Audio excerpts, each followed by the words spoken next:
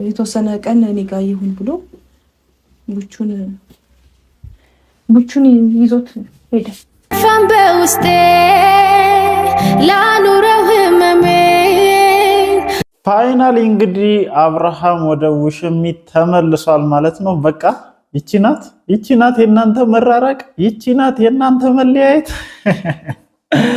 ለማንኛውም ማለት ነው አብርሽ ወደ ሄርሜላ ተመልሷል ማለት ነው። ሁላችሁም እንዳያችሁት እኔ ግን ማለት ነው ብዙ ጊዜ መተቱን ያሰራችሁ ሙጠምጢሙን ያሰራችሁ ሄርሜላ ናት፣ በእንደዚህ ይዘው ነው ምናምን የሚባሉ በጣም ብዙ የሚወሩ ነገሮች አሉ። ግን አሁን ላይ ሳስብ ማለት ነው የሰሞኑን የሄርሜላን ሁኔታ ሳይ ይህንን ነገር አብርሃም ይሁን እንደ የሞከረው የሚል ነገር እንትን ማለት ጀመርኩ። ምክንያቱም በጣም ብዙ ቺኮች እንደምታዩት አብርሽ እያሉ ሁላችሁም እንትን እያያችሁ ነው አይደለ?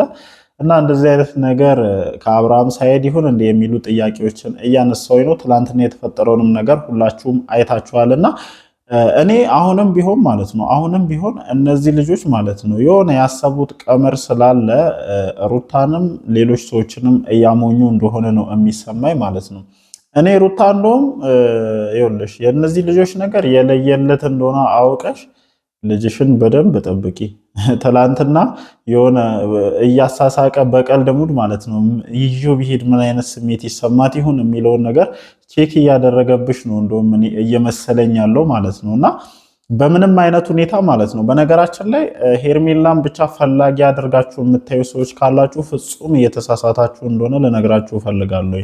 አብርሃምም ድብና አድርጎ ሄርሜላን ይፈልጋታል። ይሄንን ሁላችንም አምነን መቀበል መቻል አለብን ማለት ነው። ምክንያቱም አብርሃም እቺ ልጅ ባይፈልጋት ኖሮ የዚህን ያክል አቅርቧት ራሱን ችግር ውስጥ ይከታል ብዬ እኔ በምንም አይነት ሁኔታ አላስብም። በቃ አብርሃም እቺ ልጅ ያስጠጋበት ሁኔታ፣ አብርሃም እቺ ልጅ ወደ ህይወቱ ያስገባበት ሁኔታ ስለተመቸችው ከሷ ፍቅር እየያዘው ስለሆነ እንደሆነ ሁላችንም መዘንጋት የለብንም። ስለዚህ ሁሉንም ነገር ሄርሜላ ላይ የምትለጥፉ ሁሉንም ነገር ለዚህ ሁሉ ነገር ተጠያቂ ሄርሜላን የምታደርጉና ጥፋተኛ እሷ ናት ብላችሁ የምትደመድሙ ሰዎች ካላችሁ ኖ አብርሃምም ለዚህ ነገር ቁጥር አንድ ተጠያቂና ጥፋተኛ መሆኑን መርሳት የለባችሁም ማለት ነው። የምሬን ነው የምላችሁ። እንደውም ለኔ ከሄርሜላ ይልቅ አብርሃም ያደረጋቸውን ነገሮች በጣም ጥፋተኛ እንደሆነ እንትን ይሉኛል ወይም ሚዛን ያነሳሉ። የአብርሃም ጥፋት ከሄርሜላ አንጻር ሲታይ በደንብ ሚዛን ያነሳል ብዬ ነው የማስበውና ሩታ በደንብ ተጠንቀቂ። የምሬን ነው የምልሽ። እነዚህ ሰዎች ማለት ነው ተያይዘው ከሀገር ሊወጡ እንደሆነ መረጃዎች በደንብ እየደረሱኝ ነው። ስለዚህ ህፃኑን ላጣርገው እንዳይወጡ በደንብ ጥንቃቄ አድርጊ። ትላንትና ሮጥ ብሎ ወጥቶ እንደው ይዤባት ቢሄድ ምን አይነት ስሜት ይሰማት ይሁን ምናምን የሚለውን ነገር ቼክ እያደረገብሽ እንደሆነ ነው የሚሰማኝ ማለት ነው። እኔ እንጃ። እኔ እውነት የአንቺን ስሜት መረዳት በጣም ነው እየከበደኝ ያለው። አዎ የልጅሽ አባት ነው። አዎ ሊያገናኛቸው የሚችሉ ነገሮች አሉ። አዎ የራሱ የገዛ ልጁ ነው፣ ማየት አለበት። ግን እንደዚህ እየሆነ በእንደዚህ አይነት ኮንዲሽን ውስጥ ሆኖ እኔ እንጃ። እኔ የአንቺን እንትን ሳላደንቅ ማለፍ አልፈልግም። የምሬን ነው። የትኛዋ ሴት ናት አሁን እንደዚህ ከውሽማው ጋር እየሆነ የዚህን ያክል ፈገግ ብላ ምናምን ልትቀበል የምትችለው ነው? እኛ የማናውቀው ነገር አለ ከዚህ ነገር ጀርባ። ሩታ አንቺ ብቻ የምታውቂው ነገር አለ? እኔ የምሬ ነው ጥያቄ እያስነሳብኝ ስለሆነ ነው። እና ለማንኛውም ትላንትና ስለጠፋውኝ ዛሬም ትላንትናም የተለቀቁ ቪዲዮዎችን ነካ እያደረግኩኝ ነው ማለት ነው። ሰላም እንዴት ናችሁ የእኔ ቤተሰቦች? ደህና ናችሁ ወይ? አለን እግዚአብሔር የተመሰገነ ይሁን። ዛሬ እንግዲህ ተመልሼ መጥቻለሁ ማለት ነው። ብቻ የሆኑ ከበድ ባሉ ነገሮች ትላንትና ቪዲዮ መስራት አልቻልኩም ነበረ። ለዚህም ይቅርታ መጠየቅ እፈልጋለሁ። ኤቢሻ የት ጠፍተህ ነው እንዴ ምንድን ነው ምናምን ብላችሁ ብዙዎች ጠይቃችሁኛል ማለት ነው። አልተመቸኝም ነበረ ቪዲዮ ለመስራት አልተመቸኝም ነበረ። ያው በቃ በአጠቃላይ ቤት የመቀየር ሲቹዌሽን ላይ ነን። ተከራይ መሆን ከባድ ነውና በጣም አድካሚ የሆነ ጊዜን ነበር ያሳለፍነው። ለዛም ነበር የጠፋሁት። እንግዲህ አሁንም አስተካክለን አልጨረስንም። በጊዜያዊ ስቱዲዮ ነው ይህንን ቪዲዮ እየሰራሁላችሁ ያለሁት ማለት ነው። እየተፈጠሩ ስላሉ ነገሮች አንተ ካላወራህ ደስ አይለንም፣ አንተ ካላወራህ አይጣፍጠንም ያሉኝ ሰዎች ስላሉ እነሱም ብዬ ነው የመጣሁት። እንኳን ጠፋም ያላችሁ ሰዎች እንዳላችሁ አውቃለሁኝ። ያው እንግዲህ መጥቻለሁኝ መጥፋት ስለማልችል ማለት ነው።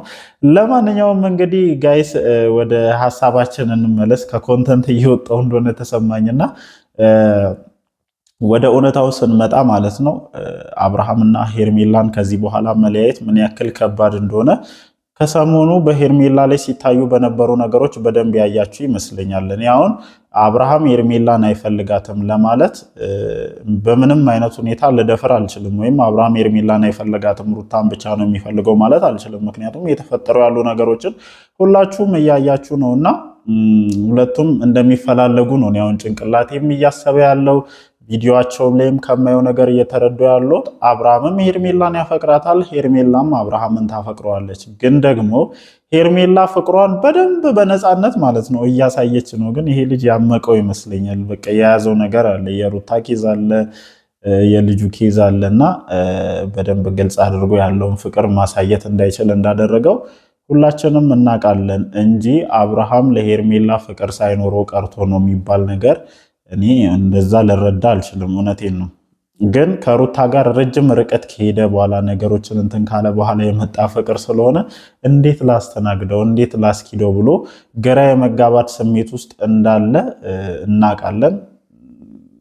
በቃ አንዳንድ ጊዜ እኮ እግዚአብሔርን በቃ ካገባን ትዳር ከያዝን ያዝን እኮ ነው። ለምንድን ነው በእንደዚህ አይነት መልኩ ልናይ የማንችሉ ነገሮች? እኔ እኮ ትዳር ሲይዝ ሚስቴ ከሁሉም ሴቶች ትበልጣለች፣ ትለይብኛለች፣ እድሜ ልኬን ከዚህ ሴት ጋር እኖራለሁ ብዬ በገዛ ፈቃዴ ወስኜ የማደርገው ነገር ነውና ከዛ በኋላ የሚመጡ ሴቶች ለኔ የሚስቴን ቦታ ሊይዙልኝ አይችሉም። በቃ ጭንቅላታችን ኦልሬዲ በትዳር ውስጥ ስንሆን ማሰብ ያለበት ነገር ይሄንን ነውና አብርሃም ይሄንን ነገር ልታሰብ አልቻልክም ይመስለኛል ማለት ነው። በቃ ሄርሜላ ወደ ህይወት ስትመጣ ሌላ የሆነ አዲስ ህይወትን የሰጠች አይነት አድርገ ነው የተረዳው ማለት ነውና ልጅቷን ያላንተ መተንፈሱላ እንዳትችል ሱሰኛ አደረካት እኮ እግዚአብሔርን።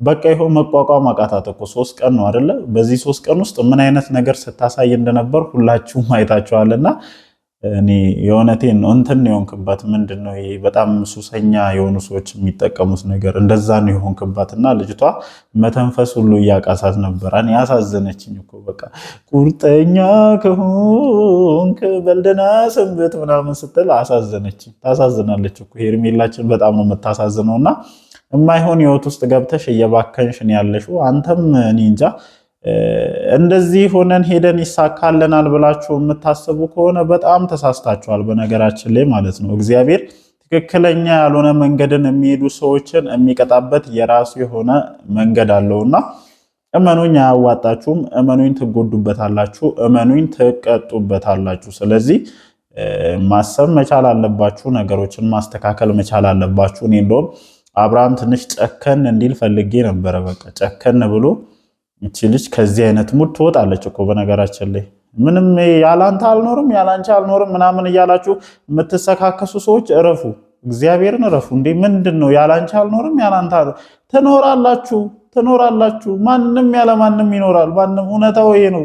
አሰክሱ እንደዛ እያላችሁ እና እንደዛ ምናምን የሚባል ነገር የለም። አንቺም ያለ አብርሃም መኖር ትችያለሽ። ራስሽን አታሞኝ፣ ወይም ለራስሽ ሌላ አይነት ለአእምሮሽ ሌላ አይነት የቤት ስራ አትስጪው። እንደዛ ብለሽ ራስሽን ስላሳመንሽ እንጂ ያለ አብርሃም መኖር ትችያለሽ። ደግሞ ግዴታሽም ነው፣ ምንም ማድረግ አትችይም። እኔ ይሳካላችኋል ብዬ አላስብም በእንደዚህ አይነት መንገድ ሄዳችሁና። ብቻ እየሰማሁ ያለሁት ነገር ትንሽ ይደብራል። እነዚህ ልጆች ተያይዘው ከሀገር ሊወጡ ነው፣ ፕሮሰሶችን እየጨረሱ ነው። አሁን እያደረጉ ያሉት ነገር በሙሉ ሩታን ለማዘናጋት ማለት ነው። ሩታ ይሄንን ፕሮሰስ አውቃ እንዳታበላሽባቸው፣ ነገሮች ወደ ሌላ መንገድ እንዳያመሩ ይሄንን ፕሮሰስ መጀመራቸውን ካወቀች ወደ ህግ ሂዳ ይህንን ነገር እንዳታሰናክልባቸው ሆን ብለው የማሞኘት ስራ እየሰሩ ነው። ከዛ በኋላ የሚሉ መረጃዎች እየደረሱኝ ነው ማለት ነው። ለማንኛውም ስለዚህ ጉዳይ በደንብ ሰፋ ያለ ነገር ሰብሰብ አድርገን ለማውራት እንሞክራለን። ብቻ ያው በእንደዚህ አይነት ነገር ደረጃ ላይ ነው ያለውና እመኑኝ አይሳካላችሁም ልላችሁ ፈልጋለሁኝ አሁንም ማለት ነው። ለማንኛውም እንግዲህ ጋይስ ትላንትናና ዛሬ በነበሩ ጉዳዮች ላይ የራሳችንን ሀሳብ ገጨት አድርገናል። እናንተም የሚሰማችሁን ነገርና የታዘባችሁትን ነገር ኮመንት ሴክሽን ላይ እንደተለመደው ማስፈራችሁን አትርሱ። እኛ የራሳችንን ሀሳብ ከመናገር ወደኋላ አንልም። አንዳንድ ሰዎችማ መታችሁ አፋችሁን እንዲህ ካልያዝኩላችሁ በቃ ማውራት እና እኛም ብቻ ነው የሚመለከተው ይሄ ጉዳይ ምናምን የምትሉ ሰዎች አላችሁ። በጣም የምታፈሉ ማለት ነው። እረፉ። ሁሉንም ሰው ይመለከታልና እኛም ብቻ ነው የሚመለከተው ምናምን የምትሉ ሰዎች አላችሁ አንዳንድ ኮመንት ላይና እረፉ ለማለት ያክል ነው። እወዳችኋለሁ። ሀሳባችሁን ሼር አድርጉልኝ። ይመቻችሁ።